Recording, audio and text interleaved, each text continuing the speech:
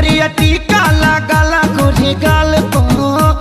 तो जी हाँ दोस्तों, आप लोग भोजपुरी धमाल देख रहे हैं और आप सभी को बता दो थे साई लाल की हीरोइन मेधाश्री ने बहुत ही शानदार और ब्यूटीफुल रील वीडियो बनाया है। वो भी थे साई लाल यादव जी थे लंदन वाले फिल्म से जाने पर। जी हाँ दोस्तों, इस फिल्म में मेधाश्री नहीं है, लेकिन उसी फिल्म से जाने पर बहुत ही प्यारा गाना है। आप लोगों ने सुना होगा सैया और फिल्म सजाना है, जिसमें थे साई लाल यादव, काजल राघवानी थे, सुबी शर्मा, और लंदन में फिल्म शूटिंग हुई थी और गाने का नाम है चांद से भी बाड़ू उजर। जी हाँ दोस्तों, आप लोग बता दूँ थी इस गाने को थे साई लाल यादव और काजल राघवानी पर फरमाया गया था और काफ़ी ज़बरदस्त तरह से मेधाश्री ने रील वीडियो बनाया है फ़ोटोशूट के समय में।